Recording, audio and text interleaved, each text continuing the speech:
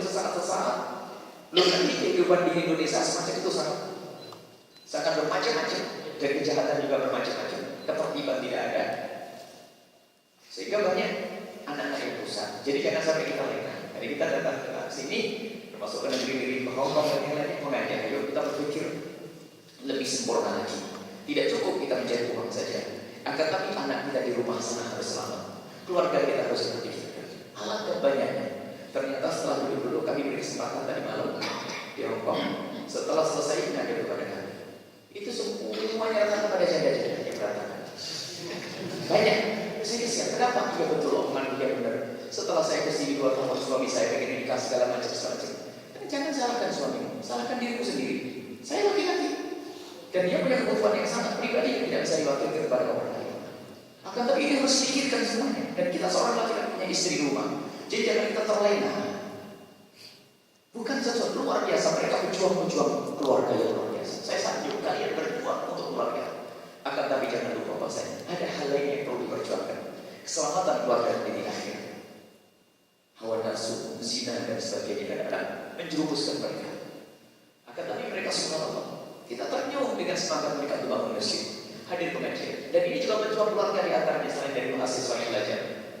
Dan mahasiswa yang kita ingin jadi, jangan main-main, jangan hanya sekedar jadi mahasiswa. Jadi tidak wahai Rasulullah SAW. Tidak wahai Rasulullah. Kita punya seorang guru mulia yang ada di Jeddah sana di Yaman. Beliau punya murid terlalu profesional semuanya. Satu tempat profesional, mulai dari dokter, insinyur, semuanya dicetak. Tapi akhlaknya luar biasa. Minim punya 10 juz Al-Quran.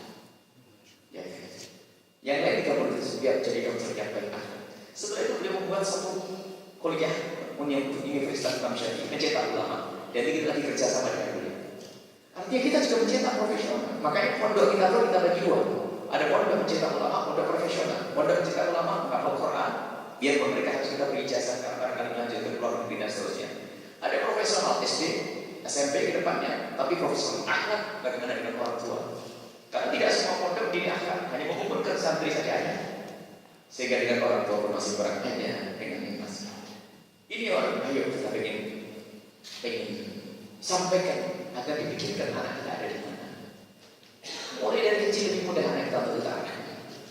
Kita punya pendidikan untuk anak kecil, lembut-lembut menghafal Quran yang masih SD dari 30 juz ada. Jadi ini banyak. Dan setelah itu setelah 15 tahun umur mereka bisa diarahkan menjadi apa saja. Apa yang ada ini? Mau jadi insinyur, seorang dokter. Mereka punya bekal-bekal yang baik dan mulia. Jadi kita hanya menginginkan, sebetulnya kami bukan ingin bahas ini, kami ingin mengajak mereka.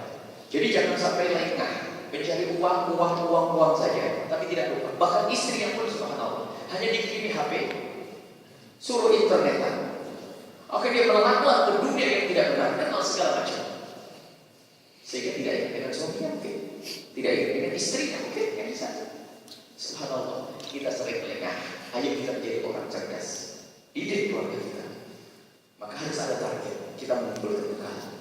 Kalau pulang ke rumah nanti, kembalilah dengan cara hidup sederhana, cara hidupnya Rasulullah SAW. Kayaknya harus ada berjalan dengan saya. Bagaimana mengikuti cara makan? Saya makan, langsung lihat. Saya makan jangan macam-macam. Tidak usah dibawa ke rumah makan. Kiai itu banyak dirusak oleh jamaah. Suruh makan banyak sepertinya kita. Saya makan hanya ala kadarnya saja. Saya nasi, karena sayur, daging sepotong, telur sepotong. Sekarang ada orang ikuti gaya hidupnya orang lain.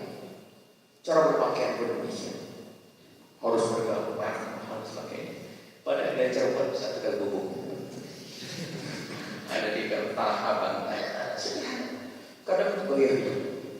Mentang-mentang sekolah di luar negeri, kerja di luar negeri, sehingga pulang ke rumah berat dengan sebutan.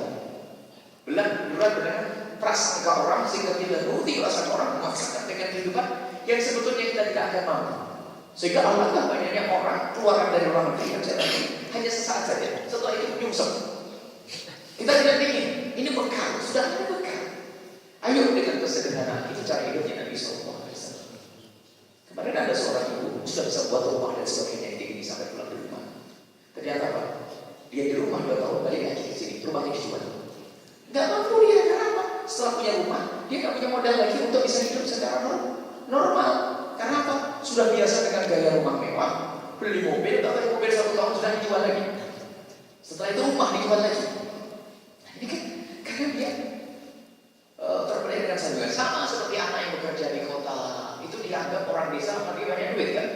Kalau pulang rumah masih hadiah dan segala macam, dia pun utang.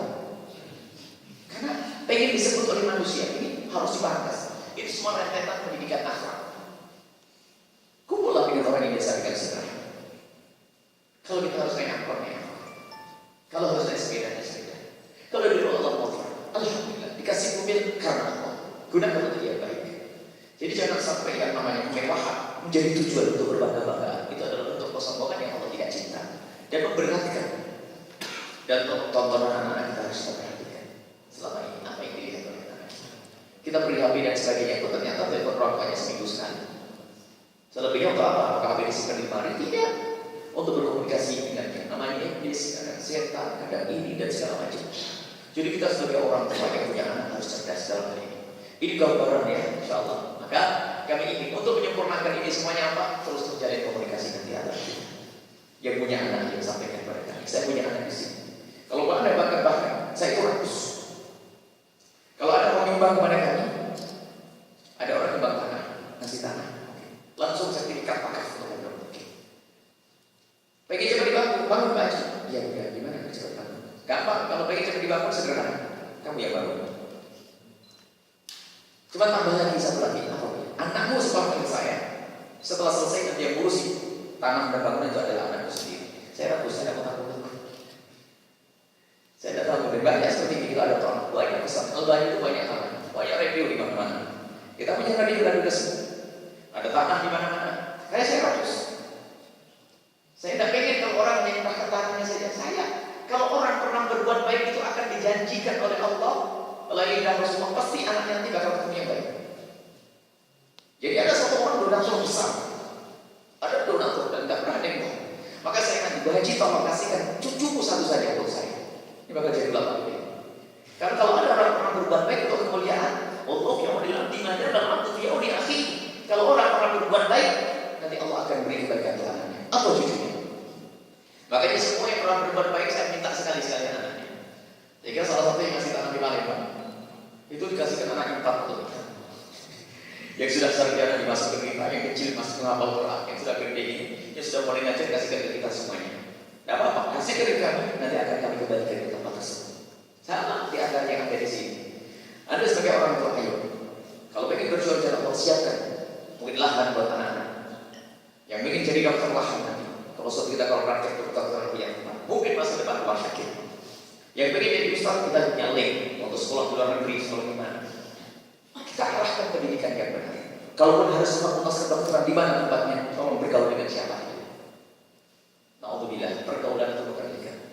Bisa saja seseorang melakukan perzinahan dan seterusnya, mabuk-mabukan dan seterusnya para pergaulan. Maka ini harus jadi bahan renungan untuk kita semuanya. Tapi malam ini kita ingin mengajak semuanya untuk menjadi pejuang Rasulullah Sallallahu Alaihi Wasallam. Mulai dari para mahasiswa di kampusnya, yang bekerja semuanya adalah bicara Allah.